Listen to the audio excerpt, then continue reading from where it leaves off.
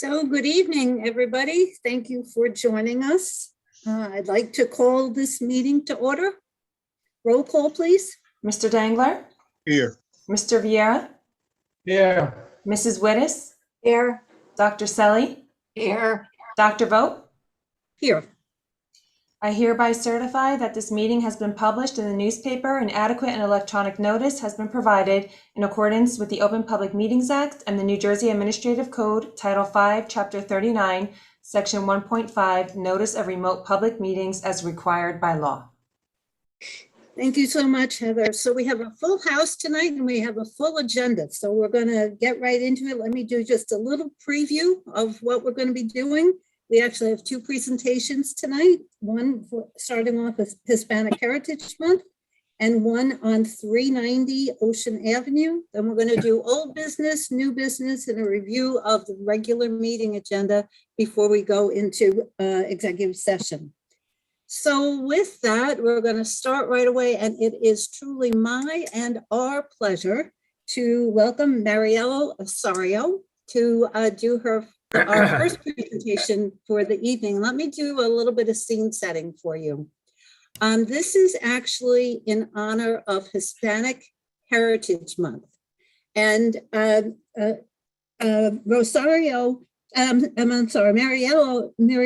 is the career and small business specialist in our library. She is bilingual and plays a very important role in terms of service to our Hispanic community and to our community in general.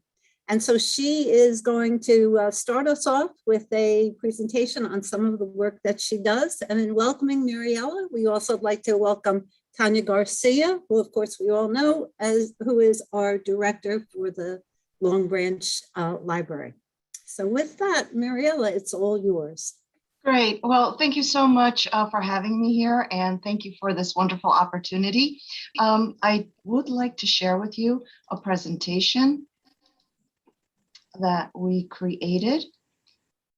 So the Technology and Career Center is very near and dear to me. And I want to touch upon the history quickly of the Long Branch Free Public Library's Technology and Career Center. It all began with Bill and Melinda Gates Foundation. Initially, we had two high-speed internet workstations, and thanks to the grant, it increased to 18. We were able to give basic computer classes, and we occasionally had guest speakers present career-oriented workshops. Then later on, additional grants and funding came from the New Jersey State Library for ESL materials. The technology bond funds was awarded for obviously technology equipment. The Career Connections Grant in partnership with the DOL and the NJLA also helped with technology and computer equipment. Now, since then, we were able to implement comprehensive computer classes, which included social media, internet basics, as well as Spanish-led computer classes. We've been able to include regular monthly career workshops led by career professionals, and we've augmented our career services development, including or providing resume and cover letter development, as well as job search support. Now, in 2009, Tanya Garcia launched Fresh Start in the Tech Lab, offering workshops that taught computer skills, job search, and resume writing skills, and offering personalized support. Through the funding from the Institute of Museum and Library Services, the New Jersey State Library was able to leverage our library's original program and bring re-entry services to 6 public libraries throughout the state, enabling the state to provide one-on-one counseling with a licensed social worker at each participating library. In 2019, Google chose the Long Branch Free Public Library, the only library in the state of New Jersey, to host Grow with Google, which included training for local small business owners and job seekers. Now, With that, the pandemic hit. And we, along with the rest of the nation, quickly learned how to pivot our services, which led to new initiatives. Now, working from home was not easy, but it was a wonderful opportunity to think outside the box.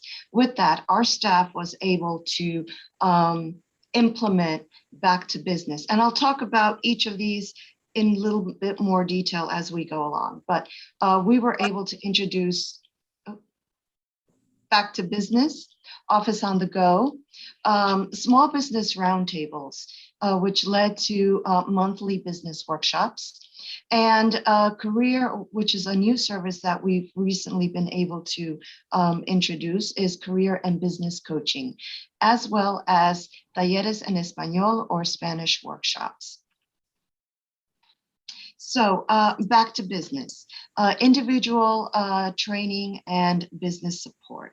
Now, partnering with Main Street Relief, we were able to offer personalized training sessions and resources to assist with the creation or the expansion of an online presence in order to sustain or start up an enterprise. And given with what businesses were dealing with and the challenges related to COVID, this was a very essential service. Now, our virtual career center offers online classes and diverse content for job seekers with special challenges, such as working parents, teens, seniors, and ex-offenders. Now, our director, Tanya Garcia, initially created this virtual career center, which was later adopted and modified by the New Jersey State Library. The New Jersey State Library later made our virtual career center a model for other libraries in the state to adapt in their own communities. Now, with those virtual resources, people also had access to Reference Solution, also known as Reference USA. They had accessibility to Wi-Fi hotspots throughout the city of Long Branch, as well as virtual notaries. Job Search to Go is a more individualized job search assistant. People would contact us and tell us, look, I need specialized support in finding an IT job, or I want to learn how to better my computer skills because I want to be able to work from home going forward, things like that. So it was more individualized services to cater to our community. Now, I'd like to share with you, excuse me, 1 second, please. I'm so sorry. I'd like to share with you statistics pre-pandemic. So in 2019, the Technology Center had 3,345 users. Our public computers saw 12,298 users. Teen Tech Time brought in 1,037 youngsters, and we offer Wi-Fi service 365 days out of the year. So we had a total of 6,762 users by the end of 2019. We offered 42 sessions of computer classes benefiting 89 users, and we answered a total of 691 tech reference questions. Now, coaching is a big industry and has grown exponentially within the last decade. And working from home, I was trying to figure out how we can better serve our community. So I came up with career and business coaching, and I actually became certified, and I am a certified career and business coach. And what that is the ability to empower professionals by helping them make informed decisions about their trajectory. It's a solution-based approach to career and business decisions. Now, you might ask yourself, so what is the difference between career services and career coaching? Well, like I mentioned before, career services covers resume and cover letter development, job application assistance, online job search support, basic computer classes, managing the interview process, and offering job resources. Career coaching, on the other hand, assists in choosing, managing, and advancing your clients' careers. It's how to better communicate, conflict resolution, salary negotiation, time management, as well as, and this is a big one, the work-life difference. I can't tell you how many people come in and tell me, you know, my wife is getting ready to divorce me because I'm spending too much time at the office, or, you know, my business is more of a ball and chain and I'd love to be able to spend more time with my kids. So that's where the difference is. We also offer assessment personality tests. Depending on your skill set, depending on your passion, what you're really interested in, you want to be able to wake up in the morning and love what you do. And so career coaching is the way to go with that. Now, what's the difference between business services and business coaching? Well, business services will offer you guides on how to start a business. We can answer questions on how to choose a business structure, like what is the difference between a sole proprietorship and an LLC. We help you access links to register for federal and state tax IDs. We answer questions about licenses and permits. Does your business need one? The importance of business insurance. And we also help with writing a business plan. If a small business or a startup is looking for a loan, you definitely need a business plan. Business coaching, on the other hand, helps the client target his or her audience. It helps with branding their service, telling their story, creating their own logo. We help with the bottom line, such as annual or quarterly goals. We help them network in order to build alliances and partnerships. And very important, how to create a positive company culture, meaning how to hire, motivate, and manage your employees. And one big aspect of business coaching is managing fear. Beginning with what is my vision, what is my mission, customer satisfaction, as well as the competition. So that is the difference between business services and business coaching. Now, according to the US Census Bureau, the United States is now the world's largest Spanish-speaking country after Mexico, which means that we have approximately 43 million native speakers in the US. 12 million of those are bilingual, and public libraries are at the forefront of this very diverse community. Now, some of the most sought after resources include ESL and citizenship classes, books in Spanish, and library services in Spanish. Which, keeping that in mind, I really wanted to focus on our diverse and Latino communities. And so I came up with what I like to call talleres en español, which is basically, it translates workshops in Spanish, and they're all virtual, and it's geared towards small business owners and job seekers. And so through networking and community outreach, I've been able to connect with bilingual career and business professionals who are willing, who first of all love our library, are willing to support our programming and come on and give wonderful, thought-provoking, and very relevant career and business presentations. And these are just some of the upcoming professionals that we have lined up to present in Spanish. Now, how do we accomplish this? And our process is really very easy. Community outreach. I have been able to partner with SCORE, and I've been able to connect with community leaders who are willing to mentor others on how to become a successful startup or small business owner. We work with chambers of commerce who help us promote our events, and of course, social media.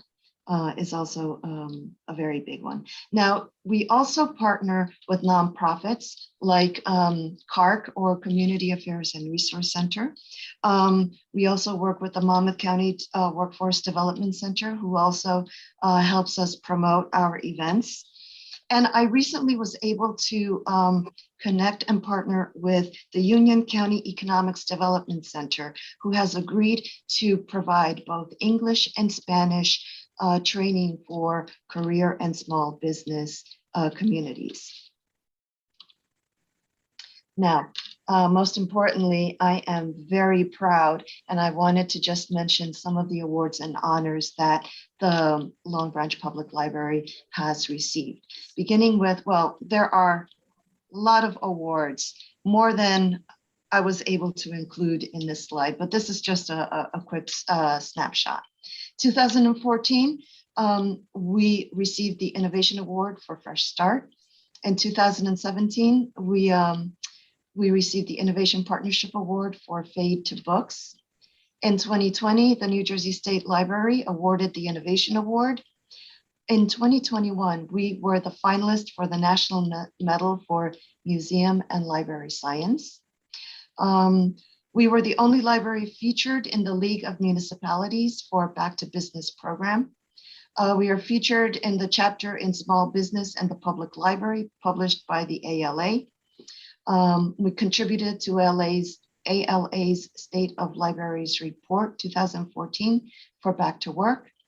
In 2021, the New Jersey Library Association honors and awards went to Roberta Faragina, our trustee, and Kate Angelo, the Rising Star Award. Now, like I mentioned before, in 2019, we were selected by Google to be a training site for their Grow with Google program. And programs have been cited in numerous national publications, reports, and white research papers. And that's pretty much it. And I welcome any comments or questions you may have. Mariella, outstanding, outstanding. Let me open it up for questions. Questions, comments, anybody? I don't have So I wanted any. to make. Good, Mario. Mario, you Go ahead, go. John. I'm Mayor, sorry. you go. Mayor, you go.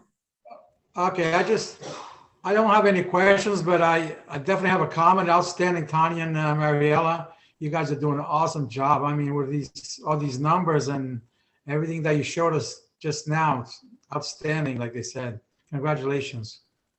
Thank you. Great. I also want to say congratulations. I just wanted to make the.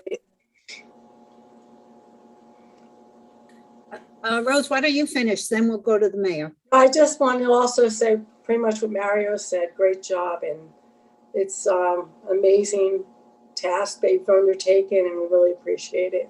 Thank you. Thank you very much. Mayor? I just wanted to make a quick comment, having been on the board for several years. First is Tanya and all of her staff really have made the Long Branch Library, which is a small library if you think about it, put on national recognition and just recognized as Mary pointed out. That's the first. The second thing is what I think is really wonderful that I'm sure council knows, if not, that we collaborate. And I say we, I mean, the city of Long Branch with the library, with Office of Community Development on a regular basis. I mean, Mariella or Tanya, I would probably several times a week. We're very board president, or I'm sorry, the library's board president was also the assistant director of, so that helps quite a bit. But it's really nice to see that collaboration with Lindsay and Dana and Tanya and Mariella on a regular basis. It's really very nice and I think very important. And the last thing I wanted to mention was, Mariella, I don't know that you can answer it, but I think Tanya certainly can.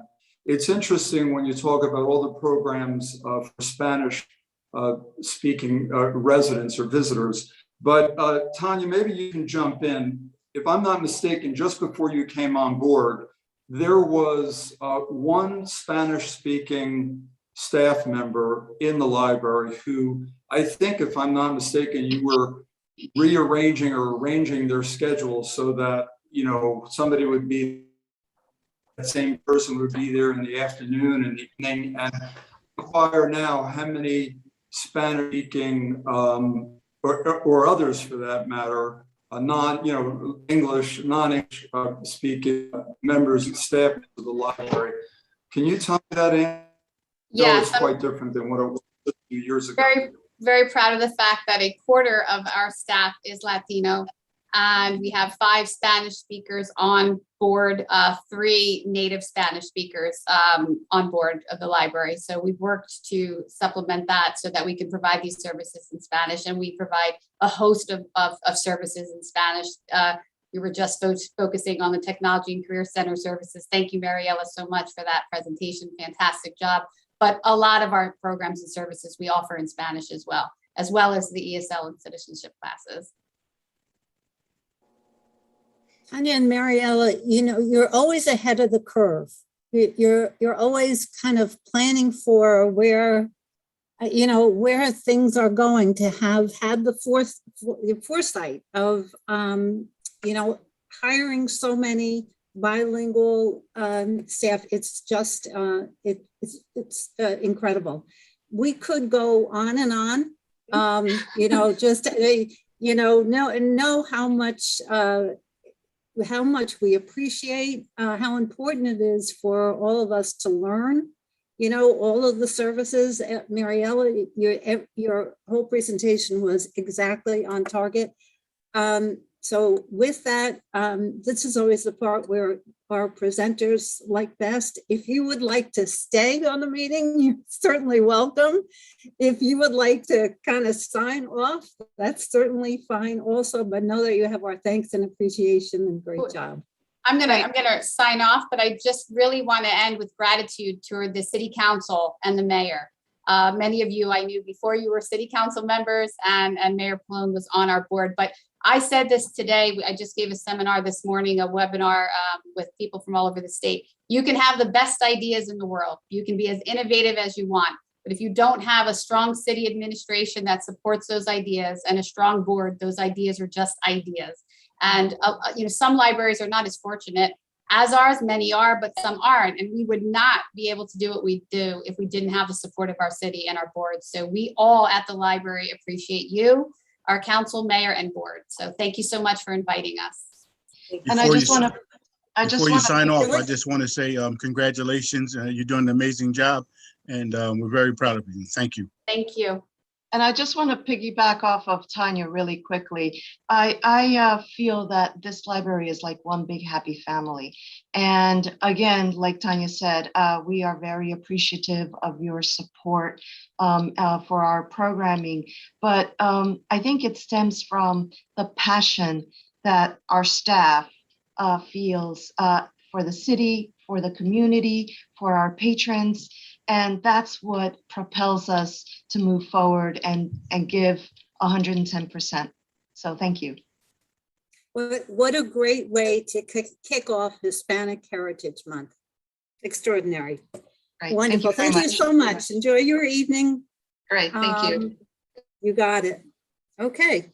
Moving along. So how about that for a hard act to follow? We're moving on to our next presentation, and this is a presentation on 390 Ocean Avenue. And Mike Bruno, we're going to turn it over to you. Thank you. Thank you so much. And thank you, Council, for your time this evening to present this pretty extraordinary plan for the property located at 390 Ocean Avenue. What we'd like to do is present a slideshow of the previous approval for this property compared to what our client would like to do there, and then show you the site plan that's proposed, as well as the architectural proposal, as well as the public space that's been defined along Ocean Avenue that I know is important to the city. So with that said, I'd like to introduce Joe Melillo at Melillo & Bauer, their firm has really done a lot of this site plan work, as well as Steve Carledge from Shore Point Architects, whose firm has been the lead designers on the elevations and the buildings that are proposed for this property. We have a magnificent little slideshow, and we're excited to get underway and present this to you.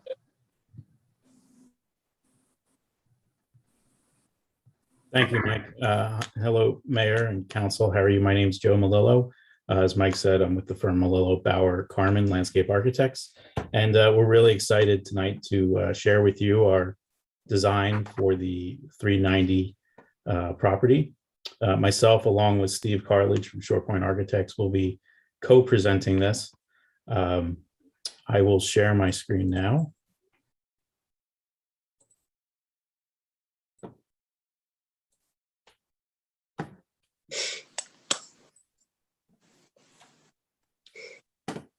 Okay, so that should be up now, and we can get started. Just as a brief introduction to the site, we are at the intersections of Ocean Boulevard, South Bath Avenue to the south, and Ocean Avenue to the east.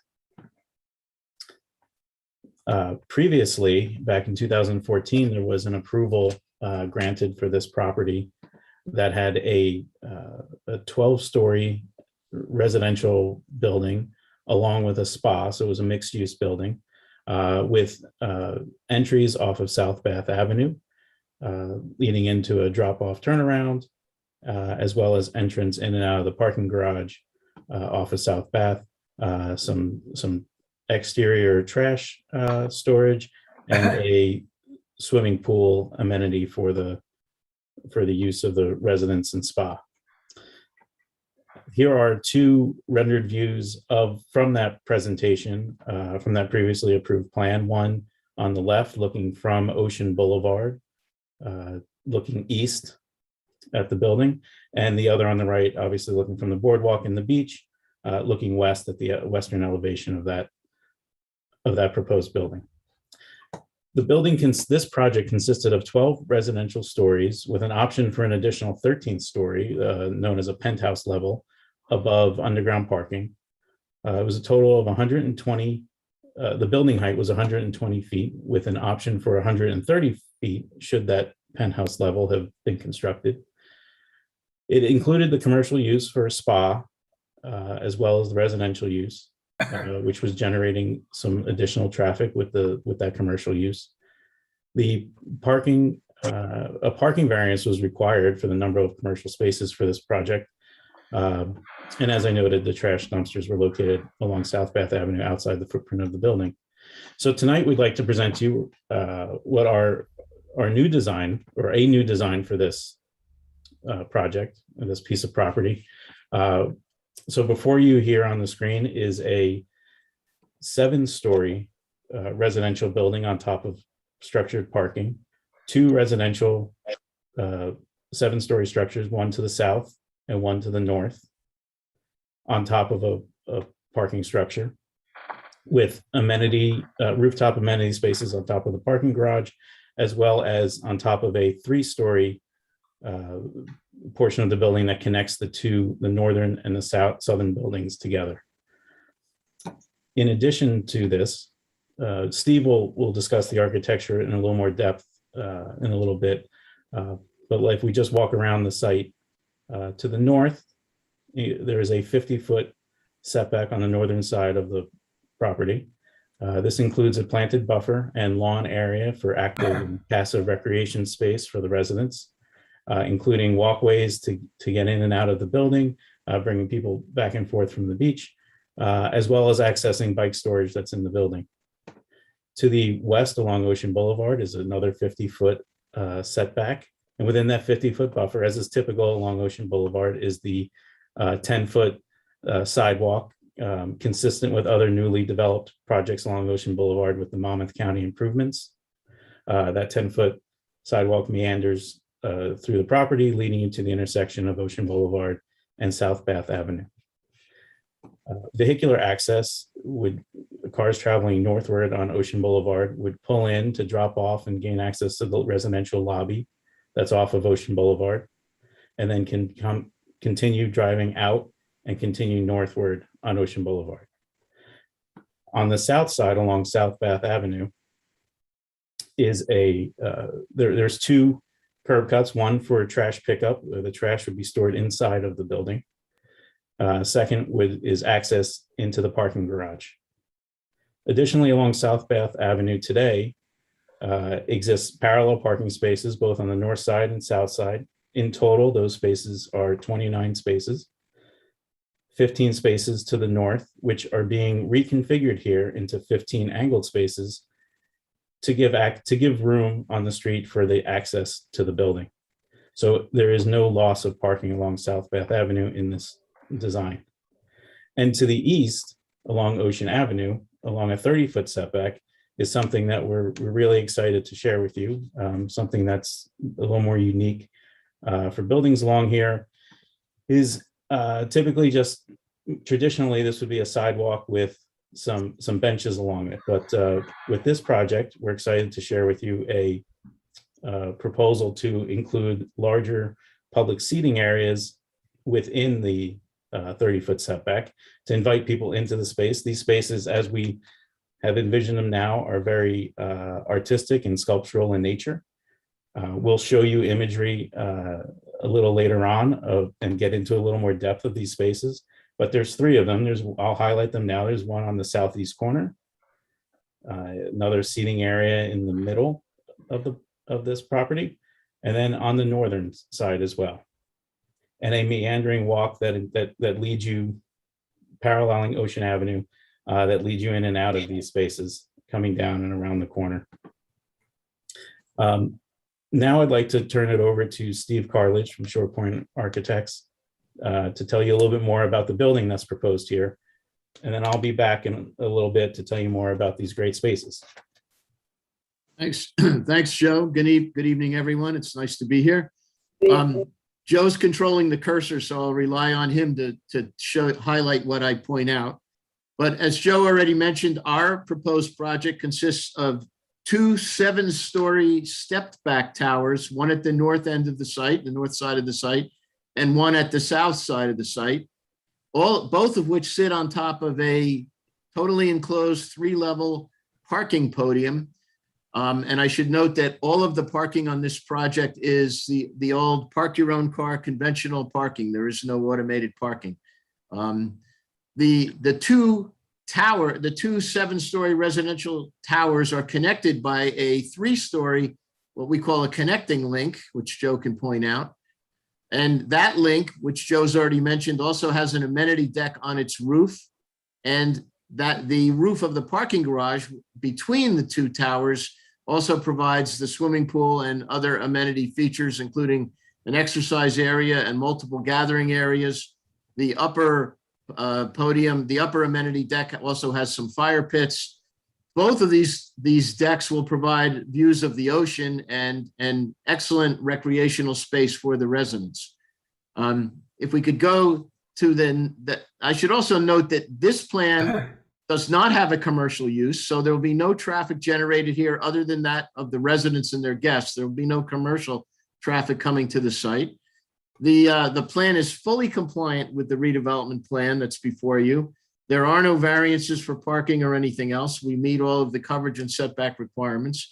And all of the trash, as Joe already mentioned, will be contained inside of the building behind a roll-up door. There'll be no dumpsters visible. The trash will be taken early in the morning. The trucks will enter the podium garage, pick up the trash, and then leave. And there'll never be any trash visible from the streets. Next slide, Joe. So in summary, again, the most important difference to note is that we are much less tall than the prior approved plan. The prior approved plan was 12 residential stories with an optional 13th floor. We are only 7 residential stories. They were approved up to 130 feet. We will be a maximum of 107 feet. And that 107 feet will only be at the western edge of the 2 residential towers because the buildings step up, and I'll show you more about that in a moment. Again, we are a single use. It's only residential in the project, fully compliant, and we won't have any trash visible on the exterior. If we go to the next one, Joe. You're all very familiar with this site, the former Seaview Towers, where the 2 7-story brick towers used to exist. You'll note that just immediately to our south, on the opposite side of South Bath Avenue, is an existing 7-story residential building. Just north of the site, there are some townhomes. And then north of that, just north of North Bath Avenue, is the South Beach project, which, as you all know, is 8 stories tall. Obviously, the site fronts on Ocean Avenue and the boardwalk and the beach. And on the west side, it's fronted by Ocean Boulevard. Next, Joe. So our proposal calls for, as I mentioned, the 2 residential towers, which step back. At the eastern edge, you're looking at towers which are only 4 stories tall. And then after a 20-some foot setback terrace, there is a 5th floor and then a 6th and eventually a 7th floor. There are 7 floors on the building. Those easternmost units are afforded extremely large residential open terraces. And all units will have, all the units below that and on the north-south sides of the towers, they will all have cantilevered balconies that will be 8 feet deep. The building will be clad in a full height aluminum and glass window wall system and a white metal panel. Joe, if you could move one more slide. This slide now is a little further from the east, looking directly into the center space, the amenity deck. You can see the pool there. Behind that, you can see an exercise area. You can see now the 3-story connecting link. The first floor of the connecting link, which opens directly onto the amenity space, will house an exercise room and other amenities for the residents. The upper 2 floors of that link will actually house residential units. And then there will be an upper residential deck, amenity deck for the residents above that. You can see the expansive terraces that all of the easternmost units will have. All of the units will have ocean views. And as Joe already mentioned, across the front of the project, you will see an extensive public plaza area, which Joe will further define in just a moment. If we could go one more, Joe. Moving now around to the west side of the building, you get a look at the entrance to the building. The lobby is immediately inside the main doors that you can see there. There's a projected canopy over the lobby. The lobby is 2 stories tall, and there is the amenity floor above that, all of which will be clad in a fritted architectural glass, which you can see if Joe's pointing that out now. And then you can see the 2 large, more solid volumes that project. Those are the stair and elevator cores.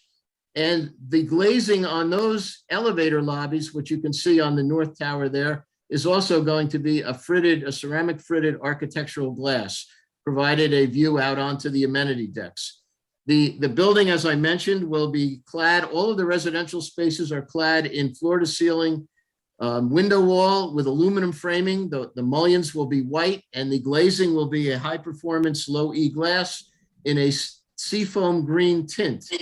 The rest of the solid elements of the building will be clad in a white metal panel. We're obviously looking for a rather pristine, modern aesthetic, very crisp, with stark contrast to the blue sky and the blue ocean. You can go one more, Joe. This is a view that you'll have passing the site along Ocean Boulevard, looking at the front entrance. I know it's brief, but there it is. And now Joe will take it back and talk about some of the public spaces. Thanks, Steve. So in front of the building, so we're back at the same view that Steve had talked about, but here I wanted to focus more on these public spaces on the east side along Ocean Avenue and the boardwalk. Again, there's 3 spaces that we're proposing, one on the south on the corner, one in the middle that is a stepped raised plaza above the sidewalk elevation, and another one in the northern area. The ones to the south and to the north are sculptural, it's all artistic and sculptural to go with these beautifully curved walls and stepped planting beds that all help screen the garage. And carved into those are these seating spaces with these curved sculptural sitting steps where people can just find their own space and sit down. And the same on the northern side as well. And in the middle is on this raised plaza area is some sculptural seating areas. We'll get a little closer view at that in a second. Here is an enlargement of the corner. So we're looking northwest. Ocean Avenue is on our right, and the corner area here with these curved stepped seating areas with other sculptural elements that can also serve as seating. There's opportunity here because this is artistic and we're trying to do this artistic flair to this. There's opportunity for art display. So we are just showing a representation here of some art in the landscape. As you work your way down Ocean Avenue, you can see another one in the background up at that northern seating area. And we see this as a great space to display some public art. We'd be happy to collaborate with the mayor and city on what that art ultimately is and becomes, but this is just a placeholder for right now. It's the big idea. This is a pan across. If you were driving north along Ocean or moving north along Ocean Avenue, you see that first space on the corner. As we get to the middle of the building, you approach that raised seating area with these more sculptural defined sitting elements. And as we get to the northern side, again, these step seating opportunities, again, with some art within the landscape. And these curved stepped walls, these curved retaining walls with stepped planting, again, to screen the parking garage. So here's a view similar to what we ended that video with, looking south along these three spaces. Additionally, I'd like to point out on this view in particular, we capture the lawn areas to the north within that 50-foot setback, the planted buffer, and the lawn areas for the use of the residents. Here's a view looking from one of the residential balconies over the amenity space with the pool area, shade structures, the little outdoor exercise area that plays off of the interior workout space. Additional shade structures, barbecue grills, tables, seating, dining opportunity, fire pits, all the nice amenities that would go with living here. And the biggest amenity, the biggest plus that's highlighted, right, is the beach and the ocean and the terrific views that offers. Pulling back a little bit and raising up, we are now looking over that upper 4th floor rooftop overlooking the pool area. This 4th floor has additional fire tables, seating, additional cooking opportunity, and some shade structure as well. And you get a better look at the really nice architectural elements that Steve mentioned earlier, to the left and to the right, that oppose each other with that fritted glass component. That concludes our presentation for 390 and our vision for what this could be. If anybody has any questions, Steve and I are happy to answer them. Thank you, Joe. I mean, one of the things we do want to note is obviously we're asking for the city to consider a redevelopment plan for this property. It's in a redevelopment area, and the plan that we would ask the city to consider would allow this proposal as was presented to you this evening. A lot of thought has been put into it, as you can tell, to try to address concerns before they get before the planning board with the public areas and the buffers and et cetera. So happy to answer any questions. There are principals of the developer on the call also, so they are prepared to respond to any concerns that you may have heard, that you may have. But we think it's an exciting plan, and we're anxious to proceed with it with the city. Mr. Bruno. Sorry to keep asking questions. First, it's a very pretty building and well designed. My question was, the parking, is that just on the south tower or is it on both towers? The parking is under the entire podium. Under the amenity, both towers, and under the amenity space between them as well.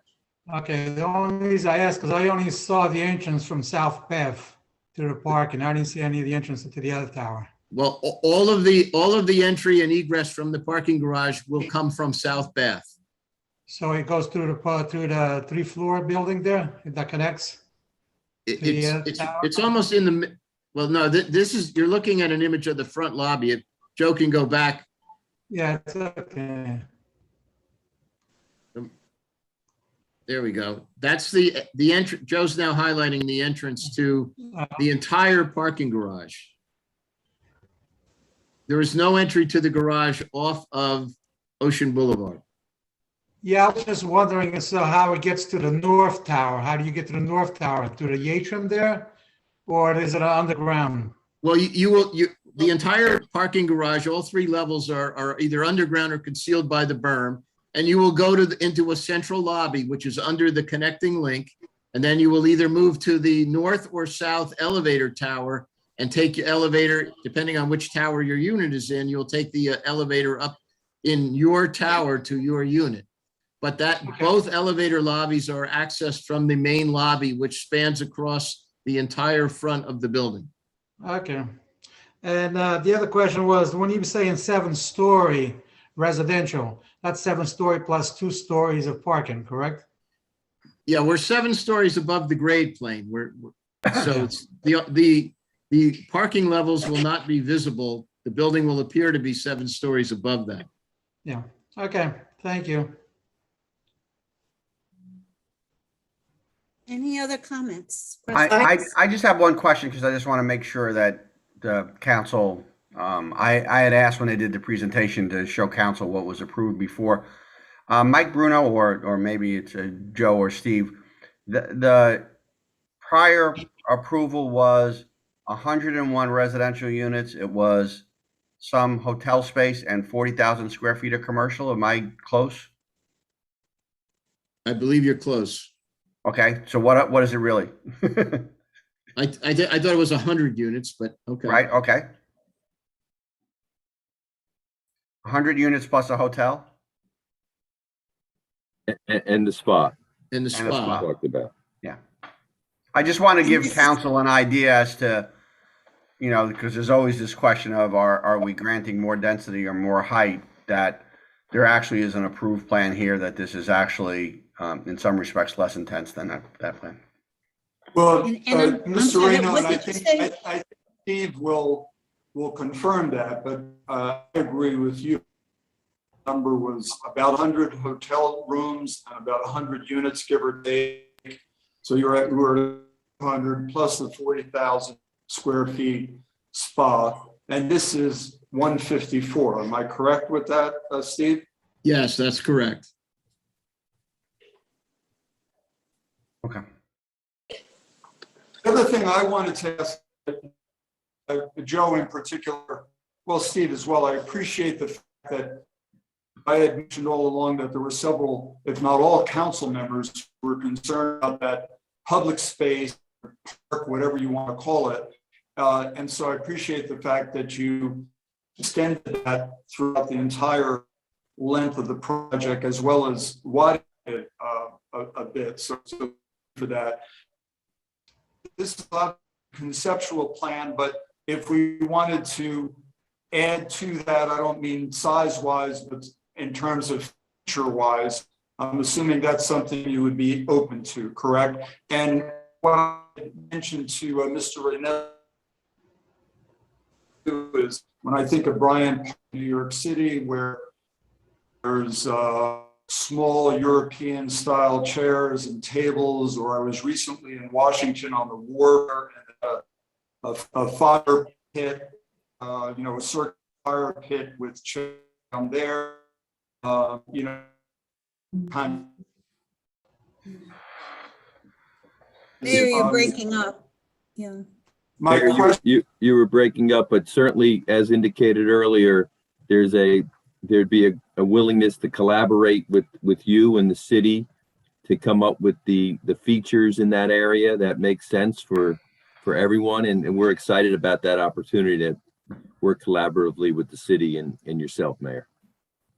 okay, great. The only other question I had, Lou, did you want to talk about, because I know it was technical, the pool buried. What's the plan with? I mean, what's the plan in terms of that, the public open space, Mayor? For construction development agreement gets resolved, the moving well as filling in. I just want to, so I think I understand what the mayor's question is. I know his connection is breaking up a little bit. The question, Mike, is, right, we know that the current condition of the site is that there are 2 towers and they were taken down. And I know that for some technical reasons with regards to regulations, you have left some part of that structure, probably the pool house and some others that are there. The mayor's question, which I relayed to you, maybe a couple of weeks ago, and we've been talking about for months now, is how quickly can we get that site cleaned up, get those structures out of there, and we're looking for the sooner than later date. Not necessarily a date that's tied to all of the approvals or anything like that. We really would like to see that site get cleaned up. Mayor, is that your question? Yes, it absolutely is. I walked it.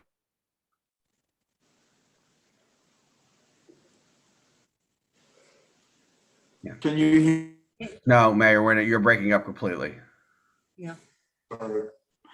The answer is yes. That was my question.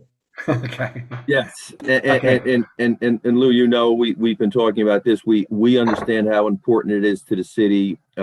Our client does not own the property yet, but we are working with the property owners so that we could get that pool house down, which is unsightly, and we understand that as soon as possible. And I don't know if my client's prepared to give some details surrounding that, but if Roy or Leon, if you're on and you could provide some detail as to the removal of the pool house in the first instance, and then obviously the completion of demolition that's out there, some timelines. As we know, the city's interested in making sure that gets done as quickly as it can. Good evening. My name is Roy Stillman.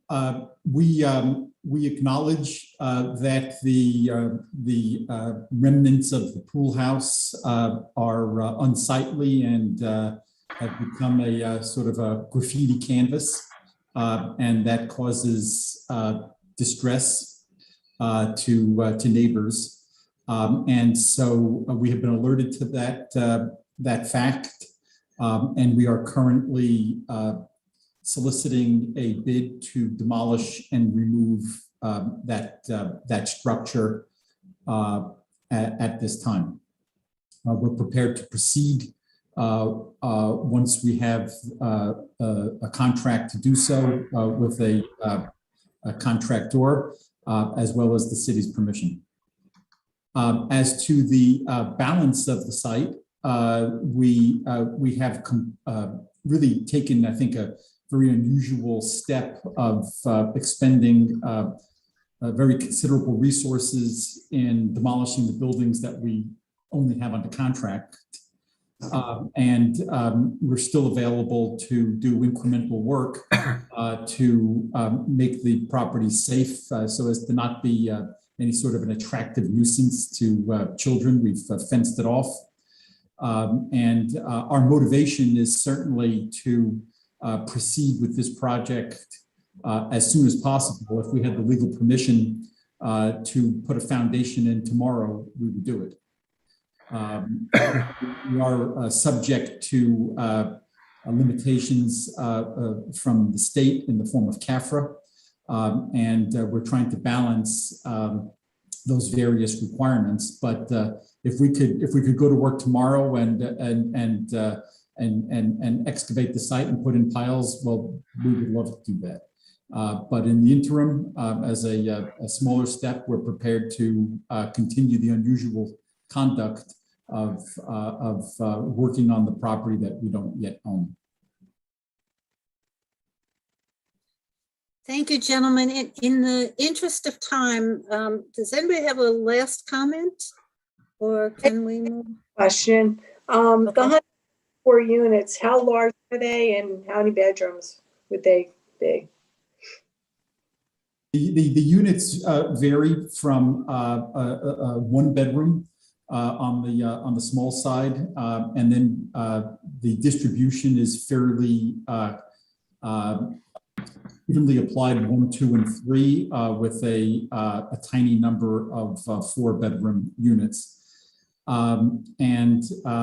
We intended that our design goals here were, as we've mentioned earlier in this conversation, that the overall intensity of use of the site would be considerably less than had been previously approved.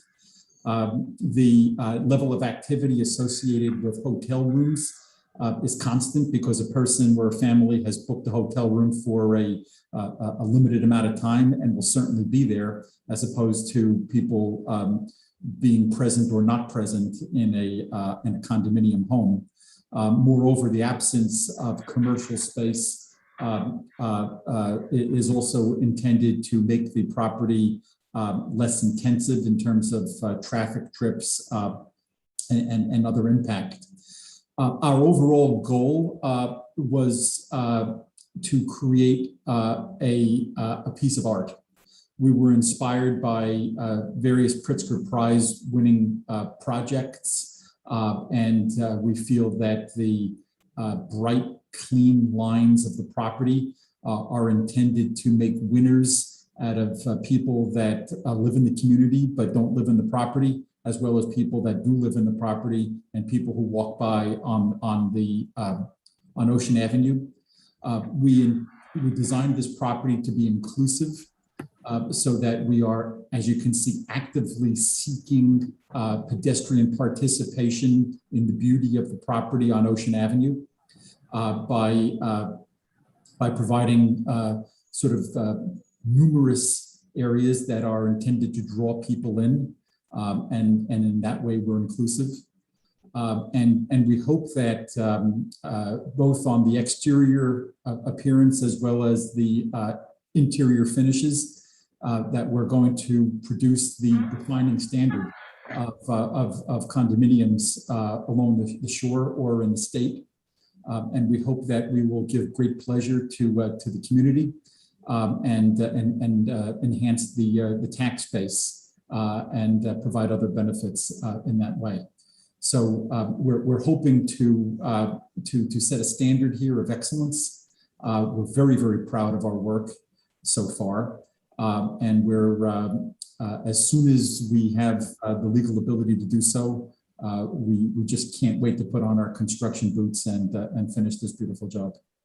Thank you. And I just wanted to, because I don't want the group to leave without this being said, this project does not have a tax abatement associated with it. And I know that everybody on council knows that, but this is a public meeting and I want it said before, somebody says otherwise. There's not a request for one, and there's not one that's part of this project. Good. Thank you, Lou, for that comment. Gentlemen, let me speak for all of us and thank you on 2 accounts. First, for an excellent presentation, but I think more important than that is thank you for your thoughtfulness with this building and for the artistic element that obviously you have integrated throughout, throughout the whole design. It's such an important and lovely additional benefit for certainly the whole vista on our shore. So excellent job. We look forward to hearing more from you as things progress. And thank you very much. Thank you. Thank you. Appreciate council's time. Thank you again. Good. Thank you. Good. So everyone, if we could, let's keep an eye on time and also move through the rest of the agenda. So next on the agenda is any old business or any new business. I'm good on both. Pardon me, Mario? I said I was good on both. Okay. Okay. And any comments in terms of the review of the regular meeting agenda? None. No. You're good, Rose? Okay. Okay. Anita, I'd like to see the next time the beach results for the year. We haven't seen Okay. any figures at all. Okay, good. Thank you, Mary Jane. Heather, you're keeping track of all this. Good, thank you. Okay, so with that, I need a motion to close the public portion of the meeting. So moved. Second. Second. All in favor? Aye. Okay, thank you very much. Will, could you prepare us for the executive session? Absolutely. If anybody of the Oh, wait, public. I'm sorry. Excuse me, I'm sorry. I need a motion to adopt a resolution to go into executive session for the following items. Attorney-client privilege, zoning ordinance regarding the cannabis ordinance with Lou Rainone, code enforcement, Councilwoman Wittes, municipal right-of-way, Lou Rainone, council meetings, Lou Rainone, contract negotiations, Seaview Towers, again, Lou Rainone. Council President, I noticed that there are some people that are still on, Angelica Aaron, and I see Mike Bruno is still on, and Christopher Burdanowski. They all have to drop off, so we can go into executive session, I think, unless Will is going to take them out. Thank you, Will. Yeah, the only problem with kicking them out is we wouldn't be able to allow them back in on the regular meetings. So yeah, our panelist list looks fine. We have an attendee named Armin Boyjian. If you could drop off, just so we don't have to kick you, because then, okay, it looks like Armin's gone. And the panelist list looks okay? Yes. I think so. Yeah. I think so.